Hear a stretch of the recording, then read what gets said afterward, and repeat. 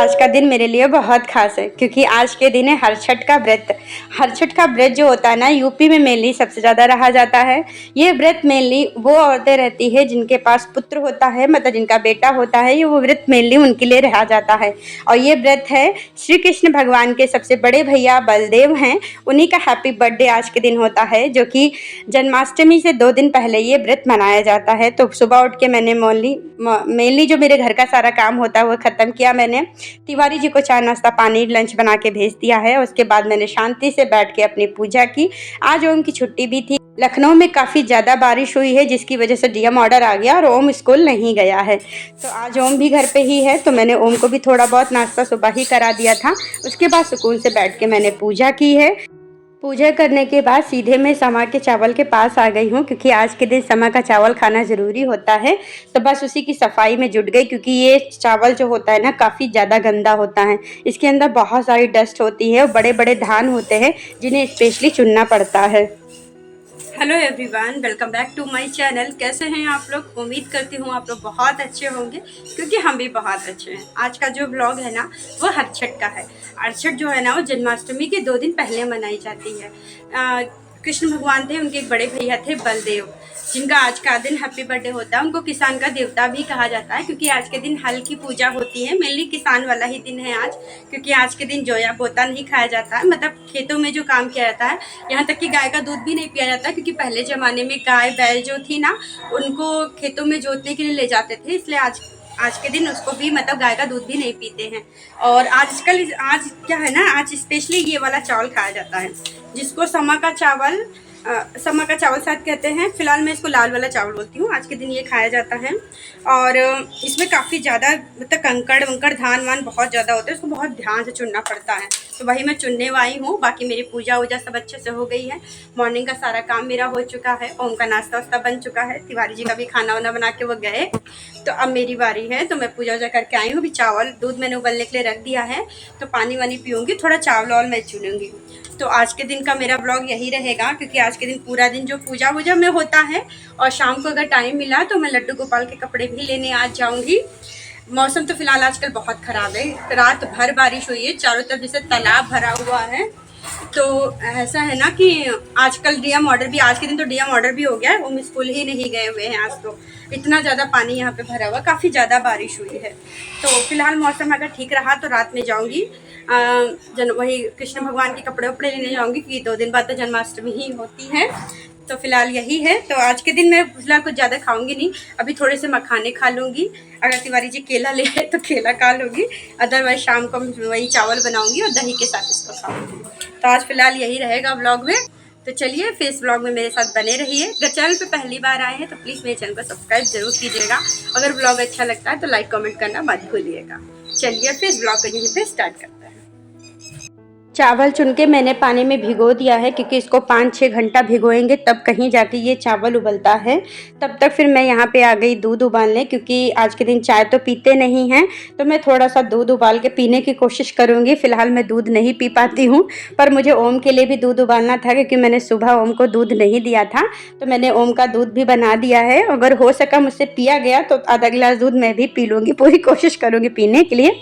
But ओम को दूध पिलाना, समझ लीजिए छठी का दूध याद दिला देता है वो आपको दूध पिलाने में। मतलब इतनी जद्दोजहद करनी पड़ती है, इतनी कहानियाँ सुनानी पड़ती हैं, तब कहीं जाकर वो दूध पीता है। पर कहते हैं बच्चों को दूध पीना बहुत ज़रूरी होता है। बट मेरा ओम वही है ना कि मेरे ख्याल से हर एक माँ समझती है इस चीज़ को, क्योंकि हर एक माँ के साथ ये होता है। बच्चे बचपन में दूध नहीं पीते हैं, बहुत जद्दोजहद करनी पड़ती है उनको दूध पिलाने के लिए। ओम के लिए तो मुझे इतने झूठ बोलने पड़ते हैं, इतने ड्रामे करने पड़ते हैं, दूध में ये है, पीने से वो होता है, फलाना ढमाका, बहुत कुछ बोलना पड़ता है, तब कहीं जाके आधा 1 गिलास दूध पीता है। और अगर मैं पार्टिकुलर उसके साथ खड़ी ना रहूँ ना, तो एक भी सिप नहीं पिएगा वो।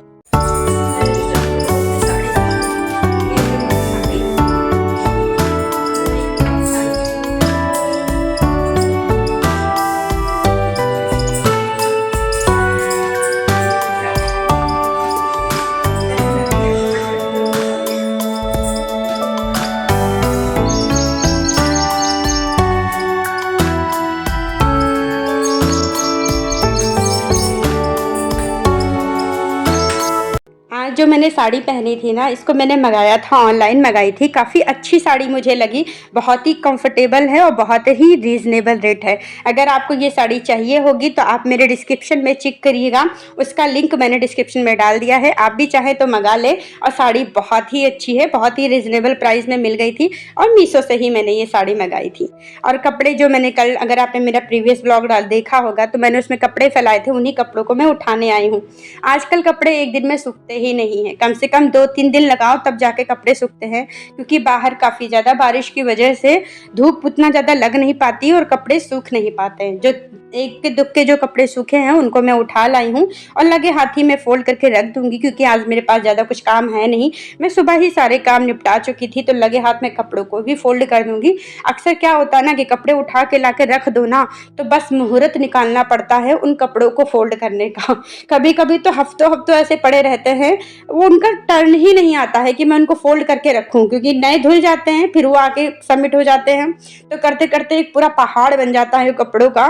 मतलब समझ सकती हैं जितने भी लोग मेरे, जिनके भी साथ ऐसा होता होगा कि लगे हाथ अगर कपड़े फोल्ड ना किए गए तो फिर तो उनका मुहूर्त ही निकलवाना पड़ेगा कि हाँ चलो भैया आज कपड़े फोल्ड करना है, सारा काम छोड़ के कपड़े फोल्ड करना होता है। बट आज ऐसा नहीं हुआ, मैं तुरंत लाई और तुरंत ला के मैंने फोल्ड कर दिया।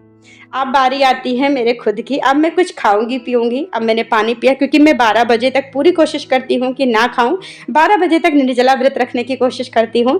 ये 12 बज चुका है और 12 बजे फिर मैं आज तो कुछ ज़्यादा खाऊंगी नहीं, तो 2-3 छुहारे खा लूंगी। प्लस तिवारी जी भी आए हुए हैं तो तिवारी जी के लिए चाय बना दूंगी, तो तिवारी जी चाय और नमकीन खाएंगे और मैं अपने लिए थोड़े से मखाने रोस्ट कर लूंगी।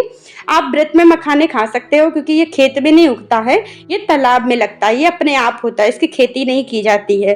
खेती तो फिलहाल हर किसी की जाती है, बट ये जोया बोता नहीं जाता है, तो इसीलिए इसको भी खा लेंगे। तिवारी जी की चाय भी लगे हाथ बन गई है और मेरा ये मखाना रेडी हो चुका है। आइए आप भी आकर खा लीजिए। वैसे भी मुझे मखाने बहुत अच्छे लगते हैं और मखाने खाने भी चाहिए, क्योंकि इसमें कैल्शियम बहुत ज़्यादा होता है।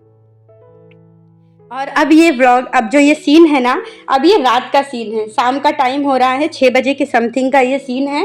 और अब मैं जो चावल मैंने भिगो के रखे थे समा के, क्योंकि आज के दिन यही चावल खाए जाते हैं, तो आज इसको मैं खूब अच्छे से उबालूंगी। और इसको उबालने के लिए काफ़ी टाइम लगता है, ये जल्दी नहीं उबलता है। इसकी जो कैटेगरी टेक्सचर होता है ना, वो काफ़ी टाइम टेकिंग वाला होता है, बहुत टाइट चावल होता है। सोचिए 5-6 घंटे मैंने भिगो के रखे थे और 6 बजे के समथिंग मैं इसको बनाऊंगी। उसके बावजूद मुझे इसमें इतनी ज़्यादा सीटियाँ लगानी पड़ेगी, तब कहीं जाके ये चावल बनेगा। इसको डाल के मैं नमक के साथ ही उबाल लूँगी, क्योंकि इसको मैं दही के साथ ही खाऊंगी। तो उसमें नमक ओबियसली है, तो चावल के अंदर ही डाल के रख दूँगी, ताकि चावल भी अच्छे से गल जाए और नमक पूरे में बहुत अच्छे से मिल जाए। तो मैंने नमक डाल के इस चावल को रख दिया उबालने के लिए।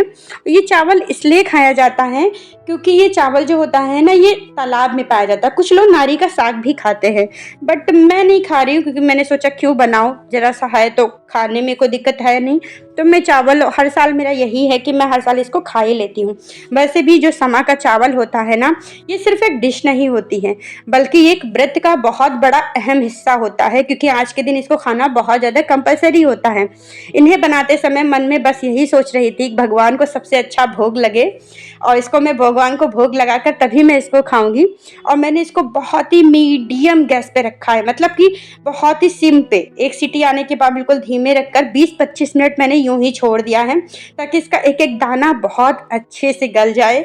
और इसकी स्मेल इतनी अच्छी लगती है कि ओम भगवान, बार बार भगवान ओम पूछ रहे थे, मम्मा ये कौन क्या बना रही हो, बहुत अच्छी स्मेल आ रही है। इसकी स्मेल रियली बहुत अच्छी लगती है।